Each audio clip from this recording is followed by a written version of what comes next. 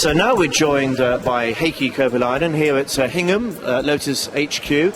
That's your car, isn't it, behind you, Heikki? That's correct, yeah. That's my race chassis, yeah. And you actually drove that yesterday at the British Grand Prix at Silverstone? That's correct, yeah. And every other race as well, up to that point of the season. Presumably it had wheels and tyres yesterday when you drove it?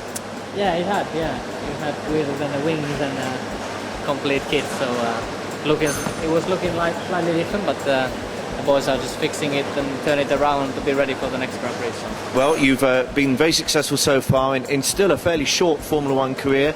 Renault, McClaren. How are you finding life at Lotus?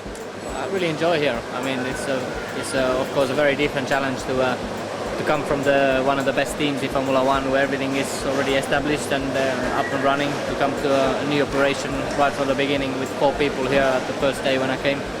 And start working to build a team up. It's very exciting, it's very interesting, and we've been able to move forward all the way in every single Grand Prix this season, so it's very rewarding. Of course, still a lot of work to do, but I'm enjoying the challenge and enjoying driving as well. Keep pushing every day.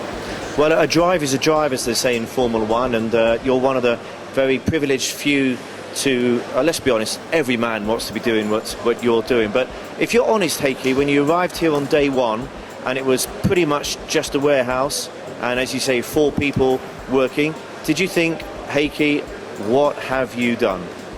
No, I knew exactly what I was doing, but I thought that this is going to be more difficult than it actually has been. I mean, I really thought at the beginning that we're gonna struggle first of all to make it to winter testing. I thought that we will not make a winter testing because the car was not ready and nothing was ready. Facility was half filled, everything was just halfway house. But we made it to the winter testing, and then I thought we struggled to finish races this year. The first race I thought that if we turn up there, it's pretty good. But I mean, all that doubt that I had in my mind, eventually I could see already at the end of this project that it can be very successful. It has a lot of potential. There's great people leading this project. Tony Fernandez and Mike Gascoigne leading the technical team, and also Malaysian whole government and Malaysian countries is backing us, so it's going to be vital as well. And the Lotus name, big successful name behind it. So all of the doubt, was no problem, because I could see that it's going to be successful in the end, and we are on the right way.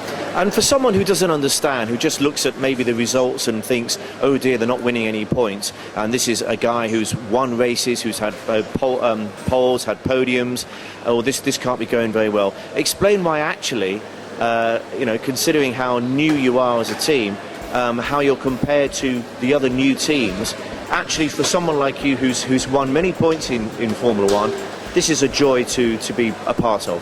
Yeah, I mean, like I said earlier, it is a totally different challenge. It's not the jumping into the car and the package that is ready and just nailing it and trying to be on pole. This is building a team, building a group of people and making them working efficiently together and being part of that team. It's a bit different to being in an established team, and I really enjoy that. And even if the results at the moment are obviously not what we want to be, we don't want to be at the back of the grid, that's for sure. But you got to start somewhere, and with the short time that we've had to build a team from zero, I think it's very, very successful so far. But of course, the next 2-3 steps are going to be crucial. We will need to nail them properly, to make the step. But I think we have all the ingredients, all the potential to do that, and that's why the boys are working hard now to improve things. Now, being British, when you think of Finland, you think long summer days and short summer nights, you think cold, you think maybe javelin throwing, you think maybe some sort of pretty hardcore Russian vodka occasionally, and you think motor racing. Now, why is that? It's a small country, small population, and yet Keke Rosberg, Mika Häkkinen, Kimi Räikkönen, yourself, JJ Leto, I mean, you have a rich heritage of motor racing, and of course there's all the rallying as well. Where has that come from? I think it's difficult to say where it's all come from, but I think at the moment it's coming because of the history is so strong in motorsport. We have a lot of rally champions, a lot of Formula 1 champions, and when you're a young kid or a young girl or boy, you can't avoid seeing the racing drivers or the rally drivers on TV or the papers.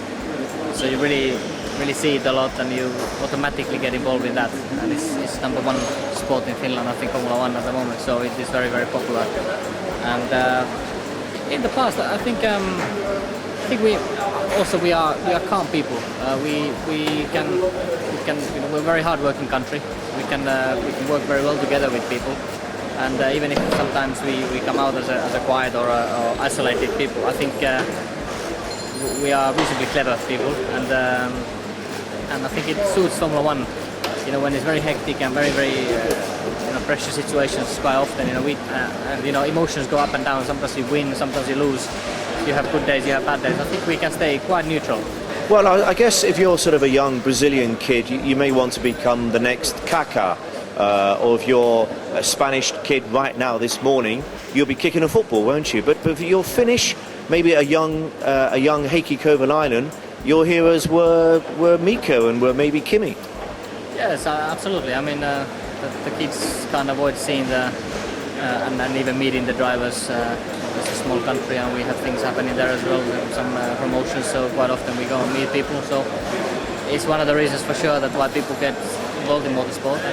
We're a very competitive country as well, and the fans are very demanding. When things don't go well, you hear from them, which is fine, which is good, because it shows that they are a very knowledgeable country, a nation. They know exactly what's going on, and when the results are good, the whole country is happy, and when the results are bad, they'll kick your butt.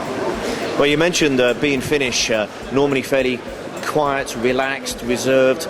Excuse me, I didn't see a quiet, relaxed, reserved man in the Stade de France in 2004 at the Race of Champions. Would you like to explain what you did that night? I was there, and that's the first time that I'd heard of Heikki Kovalainen. Yeah, that's probably for many people the first time that they heard about myself. Obviously, at that point I was just a junior single-seater racing driver, sort of trying to get into Formula One and trying to get into the public eye and becoming a world champion. But it was still very early days, and I was chosen as a late replacement in this event, pairing Marcus Grönholm in the Nations Cup in the Race of Champions. And then also the individual race, I was the racing driver from Finland against other racing drivers around the world. And then it started to go reasonably well. I mean, there was a good opportunity for a young driver to do well, because the circuit was new to everyone. The cars were different, and also you didn't get any practice really, so you had to just jump into the car, and no one really had any advantage. So this was in front of 80,000 people, yeah, inside the Stade de France in Paris. Yeah, it was good, and I mean I managed to beat Coulthard first, and then I beat Alesi, then I beat Michael Schumacher, which was obviously the highlight of the evening, and then that led me into the super final, which was the rally driver winner against the winner in the racing driver category, and I was against Sebastien Loeb, and I beat him in a rally car, which was the icing on the cake. So it was a fantastic evening, and I had to enjoy it a little bit. And being the shy, quiet guy that you are, what happened when you beat Loeb? You did something, you celebrated. Yeah, I celebrated a little bit, and it was... What did you do? Nothing special, just I had a quiet evening with Loeb actually. So, I think I seem to remember you got out of the car and you jumped on top of the car, didn't you? Yeah, that was the Ferrari. That was against Michael. Oh, okay. Against Michael. I jumped on the top of the Ferrari and I dented the roof a little bit. And you punched the air and... Yeah, just sort of, I had to catch the moment, It was it was such a surprise for everyone. And people didn't know who I was. They knew that Michael was the favourite to win and Loeb was the favourite to win, of course. And I wonder if Michael and Loeb, they didn't know who I was. I had absolutely no idea what I'd done before. So they probably underestimated myself, and they thought, just keep it on the island and they'll beat me. And I just had nothing to lose, so I went for it, just flat out, and I took all my chances, and I beat them, in fact, quite comfortably, both of them. That's a great story. And I tell you what, I bet the world of Formula One are not underestimating the Lotus now, are they? No, I don't think so. I think we've earned already the respect of the other established teams. I mean, if you look our team outside and when we're in the paddock, when we're running the cars during the sessions, I mean, we look like any other professional team. You could not tell the difference. Only thing that you see is a difference to the winning cars at the moment is if you look at the starting grid, or if you look at the lap times, we are still not there. But I think we've already taken the place in Formula One, and Lotus belongs in Formula One. And the next step is just to improve the performance, step by step, getting closer to the top, and to start repeating the success that they had. They won 7 times the World Championship in the constructors, and I think 6 times the Drivers' Championship. So it's tough act to follow, but this is what we're gonna do.